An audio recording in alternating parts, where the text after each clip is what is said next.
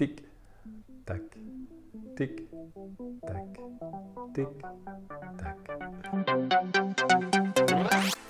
Les anciens hypnotiseurs utilisaient un pendule. C'était simplement pour focaliser l'attention sur un mouvement, quelque chose qui bouge.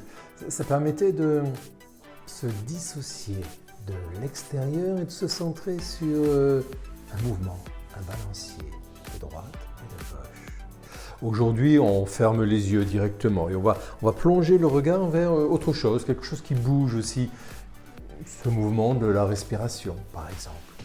Ce temps de l'inspire, ce temps de l'expire. C'est un peu un mouvement perpétuel, un mouvement constant, régulier, naturel, qui permet de effectivement se dissocier de l'extérieur, se dissocier de la dispersion et s'associer à comment ça se passe là, profondément à l'intérieur de soi et comment ça commence à changer alors profondément à l'intérieur de soi.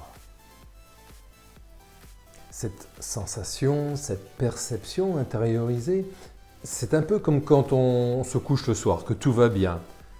On s'installe confortablement dans le lit, on a éteint la lumière, on ferme les yeux, on ne passe pas instantanément de « je ferme les yeux, pouf, je dors », même s'il y a des gens qui sont capables de s'endormir très vite. On ferme les yeux, on est encore dans ses pensées au début.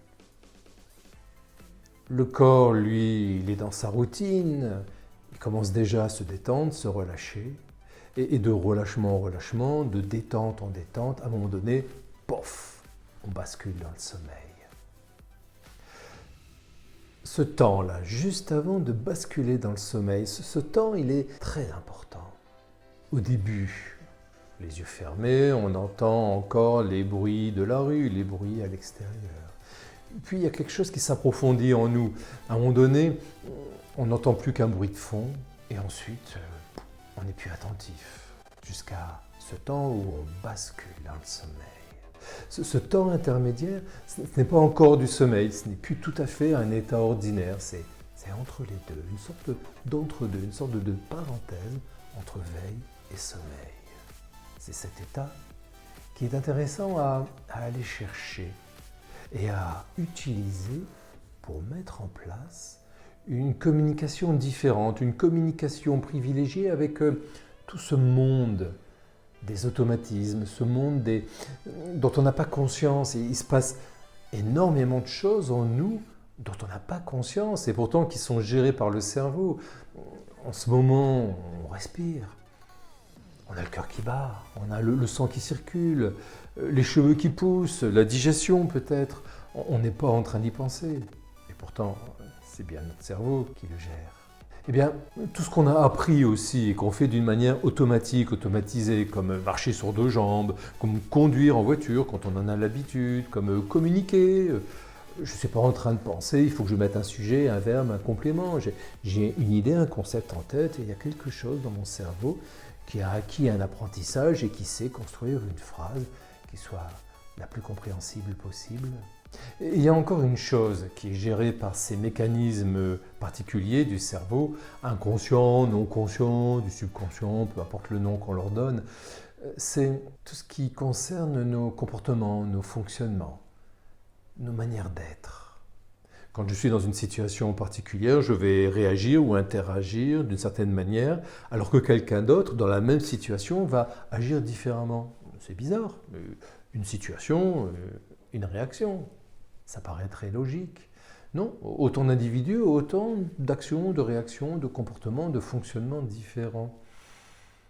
Et on se rend compte que c'est inné, c'est comme quelque chose qui vient profondément de nous et qui se met en place comme la juste attitude ou la meilleure attitude face à telle ou telle situation. Un peu comme activer une sorte de ressource en nous, de gestion inconsciente, non consciente, dont on n'a pas conscience. Un mécanisme du cerveau particulier. Lorsque j'ai les yeux ouverts, dans un état de conscience ordinaire, je suis sans arrêt attiré, capté, dispersé par l'extérieur. Quand je ferme les yeux, ou quand je suis focalisé sur quelque chose, c'est comme s'isoler C'est comme se connecter à d'autres fonctionnements, d'autres ressources, d'autres mécanismes à l'intérieur de nous. Et ceux-là sont encore plus intéressants. On va voir pourquoi.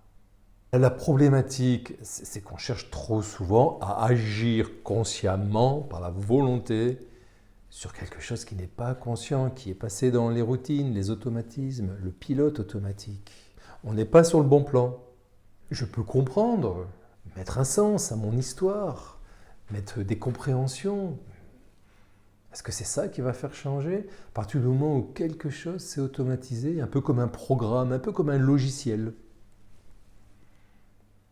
Il faut trouver un moyen de communiquer différemment plutôt que directement. Je peux même me mettre en colère par rapport à moi-même, me dire « j'en ai marre, je veux changer ». Il n'y a que 20 cm entre la bouche et le cerveau. Ça ne change rien. Il faut que je passe par un autre circuit. Il faut que je passe par un autre mode de communication, un autre moyen, ouvrir une communication privilégiée avec ce monde inconscient, non conscient, dont on n'a pas conscience. Ainsi, je me connecte alors à comme une sorte de qualité d'attention, qualité de vigilance.